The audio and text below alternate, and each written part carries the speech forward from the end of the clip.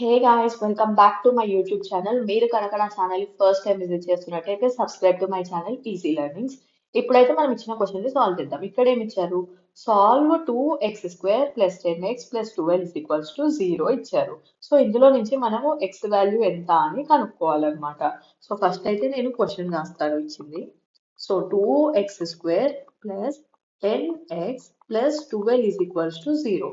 ఇప్పుడు మనం ఏం చేయాలంటే ఈ టర్మ్ ని ఇంటూ చేయాలి. సో ఇక్కడ పక్కన రఫ్ లాగా చేస్తే చూడండి, 2x² ఇంటూ 12. సో ఇది ఎంత అవుతుంది? 24x² అవుతుంది.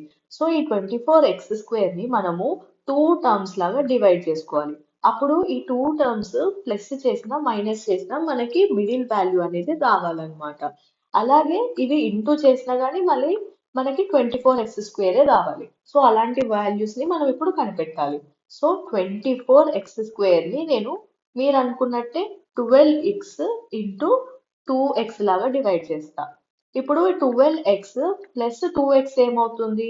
14x అవుతుంది. సో ఇక్కడ మనకు కావాల్సింది 10x కాబట్టి ఇది రాంగ్. అలాగే 12x మైనస్ 2x చేస్తే ఏమవుతుంది? 10x వస్తుంది. సో ఇక్కడ 10x అయితే వస్తుంది, కానీ ఇక్కడ మీరు చూసుకున్నట్టయితే మనకు వచ్చిన వాల్యూస్ ఏంటిది? 12x ఇంటూ మైనస్ 2x వచ్చింది. సో ఇది ఇంటూ చేసినప్పుడు ఏమవుతుంది? మైనస్ 24x² అవుతుంది. కానీ మనకు కావాల్సింది ప్లస్ 24x² కాబట్టి ఈ మైనస్ 24x² అనేది తప్పు. సో ఇది కూడా రాదనమాట. సో ఇంకేం ఆప్షన్స్ ఉన్నాయో చూద్దాం. సో 24x² ని మనము 6x ఇంటూ 4x లాగా కూడా రాసుకోవచ్చు కదా. ఇప్పుడు చూడండి, ఈ రెండింటిని మనం ఫస్ట్ ప్లస్ చేద్దాం. 6x² ప్లస్ 4x ఏమవుతుంది? 10x అవుతుంది. సో మనకు వచ్చింది కదా ఈ మిడిల్ వాల్యూ అనేది. అలాగే ఇది కూడా చూడండి, ప్లస్ 6x వచ్చింది ఇంటూ ప్లస్ 4x వచ్చింది. సో ఈ రెండు కలిపితే ఏమవుతుంది? ఐ మీన్ ఇంటూ చేస్తే ఏమవుతుంది? ప్లస్ 24x² అవుతుంది. సో మనకు కావాల్సింది కూడా ప్లస్ 24x కాబట్టి x² కాబట్టి ఇది కరెక్ట్ అనమాట. మనకు వచ్చిన ఫ్యాక్టర్స్ అయితే ఇక్కడ రాసుకుందాం. 2x² plus 6x plus 4x plus 12 is equals to 0. చూడండి, 6x ప్లస్ 4x ఎంత? 10x. అలాగే 6x ఇంటూ 4x అంటే రెండు ప్లస్ ఉన్నాయి కాబట్టి ఎంత వస్తుంది? ఇంటూ చేస్తే 24x² వస్తుంది. సో మనకు కావాల్సింది అదే కదా. సో కరెక్ట్ వచ్చింది అనమాట. ఇప్పుడు ఈ రెండిట్లో నుంచి నేను 2x కామన్ తీస్తా. 2x of x plus 2 into 3 కాబట్టి 6 వచ్చేది. సో 3 వస్తుంది ఇక్కడ. ప్లస్ ఈ రెండిట్లో నుంచి నేను 4 కామన్ తీస్తా. అప్పుడు ఏమొస్తుంది? 4 of x plus 3 is equals to 0.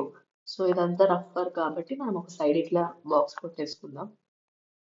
So ఇప్పుడు ఏమొస్తుంది?